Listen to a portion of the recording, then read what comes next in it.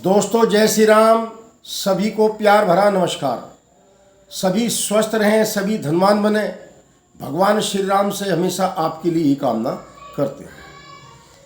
आज की हस्तरेखा ज्ञान विज्ञान में आपका स्वागत है। दोस्तों इससे पहली वीडियो में आपको बताया था संकुचित शुक्र पर्वत पर जीवन रेखा। संकुचित जीवन रेखा, संकुचित शुक्र पर्वत, उसके क्या दोष क्या गुण थे। आज विस्तृत शुक्र पर्वत और विस्तार से चली हुई जीवन रेखा, ये हमारा हाथ का नक्शा है। ये हमारा जीवन रेखा का उद्गम स्थान है, जो अपने उद्गम स्थान से चलकर मणिबंध तक साफ सुथरी आ रही है और विस्तार से शुक्र पर्वत को घेरे हुए है। दोस्तों इस शुक्र पर्वत जो होता है, ये हमारे जीवन में एक बहुत ही सुखमय ग्रह है। यदि यह पूर्ण विकसित है या सामान्य से थोड़ा ज़्यादा विकसित है। यदि पूर्ण विकसित है तो संपूर्ण कला इंसान के पास होती है। जिस कला में भी इंसान कामयाब होगा, जिसमें भी हाथ डालेगा उसमें कामयाब होगा।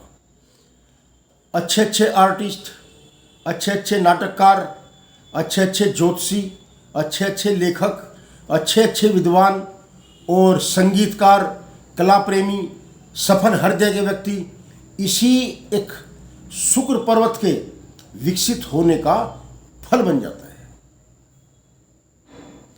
और ऐसा कुछ सौभाग्य बन जाता है कि जिसके हाथ में शुक्र विकसित होगा, उसके हाथ में हमारी जीवन रेखा भी साफ सुथरी अपने उद्गम स्थान से अपने आखिरी चोट तक, यानी पूरा जीवन सुखमय और शांति का प्रतीक होगा।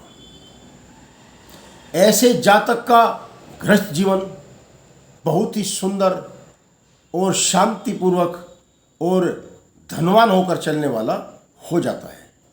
इतने गुण इस शुक्र पर्वत के अंदर हैं। मैंने बताया था कि मैं सब खास वीडियो बनाता हूँ, आपके लिए खास चीज़ खोज कर लेकर आता हूँ। किसी एक त्रिकोण से, किसी एक एंगल से कोई भी धनवान नहीं बनता। कई ऐसे रहस्य हाथ में होते हैं जिन कारण आदमी भाग्यवान बन जाता है।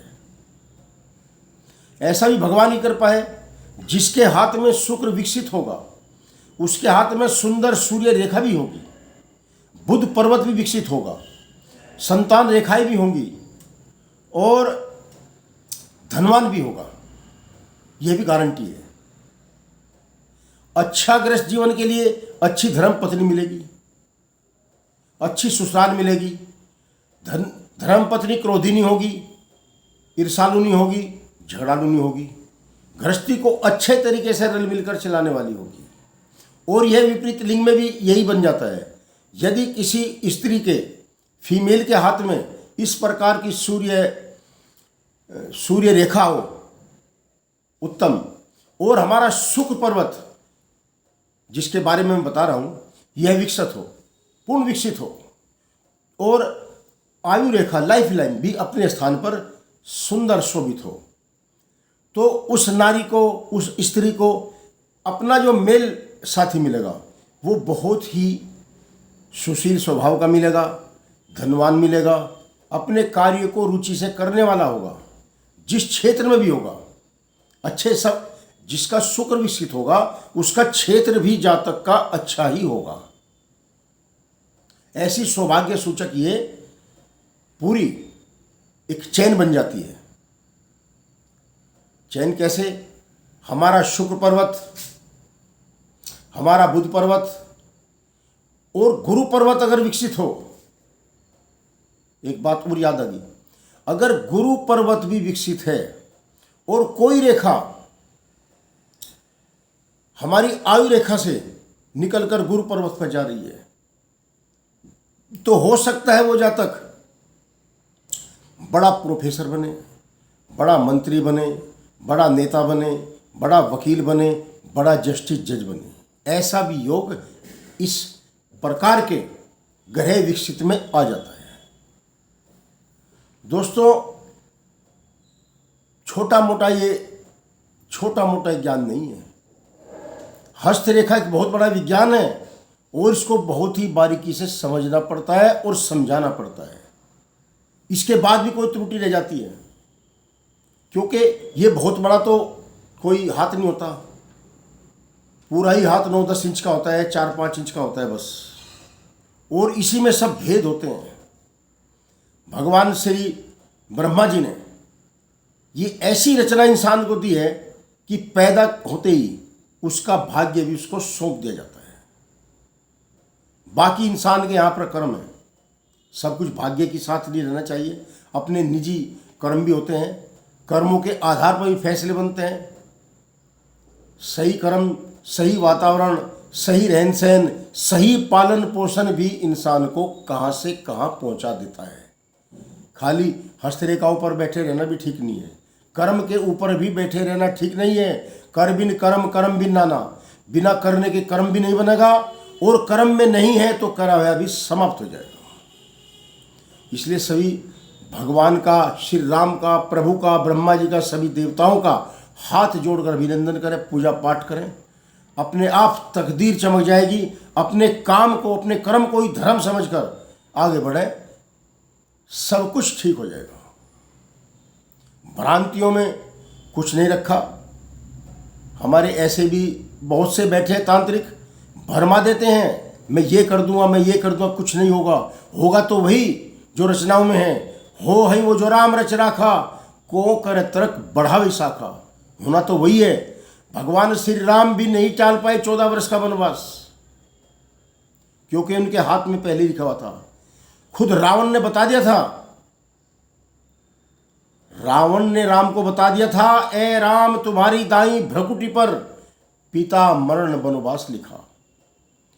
ए राम तुम्हारी दाई भ्रकुटी पर रावण का सत्यानाश लिखा।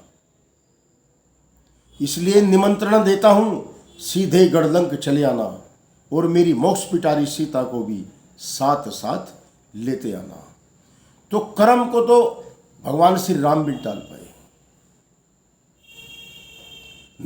नारद जी ने पहले बता दिया था कि राम तुम जो है त्रेता युग में अवतार लोगे और वनों में ठोकरे खाते फिरोगे ठोकरे खाते महादुस्तर पहाड़ों में, कहीं पर घोर जंगल में, कहीं बनवर उजाड़ों में। निराशाओं के बादल हर तरफ से घिर घिर के आएंगे, यदि कुछ काम आएंगे तो ये बानर ही आएंगे। ऐसा श्राप, ऐसा लेखनी भगवान श्री राम, मर्यादा पुरुषोत्तम श्री राम के ही जीवन चरित्र में पहले ही फिट कर दी थी महर्षि नारद जी ने। तो टाल तो कोई नहीं सकता, परंतु ज्ञान से, ध्यान से, दान से, भगवान के आशीर्वाद से कुछ अपनी समस्याएं कम कर सकता है। जय श्री राम। दोस्तों, बड़ी खास जानकारी आपके लिए लेकर आता हूँ। चैनल तो मेरा बहुत छोटा है, मैं रोज़ वीडियो भी नहीं बनाता हूँ। जब आता हूँ खास वीडियो लेकर ही आता हूँ। सुरेश वर्मा 6336 मेरा चैनल है। एक कलाकार को भी तालियों की आवाज़ चाहती है, तो मेरा चैनल लाइक सब्सक्राइब करें। कुछ आपको और जानकारी दूँ, किसी को कोई जटिल समस्या हो, ऐसे तो मैं हाथ देखने लगूँगा, पागल हो जाऊँगा, क्योंकि मुझे रोजी रोटी भी कमानी होती है। मैं एक व्यापारी हूँ, कोई पंडित, कोई पुरोहित नहीं हूँ। ज्ञान है वो आपको मैं बता रहा हूँ। मेरे कमेंट बॉक्स में आप अपनी राय भेज सकते हैं। किसी की समस्या है वो भेज सकते हैं। जहाँ तक होगा मैं जानता हूँगा तो आपको अवश्य ही उसका फलादेश दूंगा। अपने फोटो की जो हाथ है, अपने हाथों के फोटो मणिबंध से और मध्यमा उंगली तक स्पष्ट, कम से कम 2 तरीके से, सामने से और थोड़ा सा ऐसे, 2 एंगल तो होने चाहिए, यहाँ से और यहाँ तक, और एक एंगल थोड़ा ये लेफ्ट और राइट भी लिखना जरूरी है। हो सके किसी को ऐतराज ना हो तो अपना फोटो भी सेंड कर दे, ताकि फोटो देखने से एक शारीरिक संरचना का भी ज्ञान हो जाता है, नेचर और प्रकृति का पता लग जाता है, थोड़ा सा और फलादेश देने में मदद मिलती है। जय श्री राम। वीडियो काफ़ी बड़ी बन जाती है मेरी, अक्षमा याचना।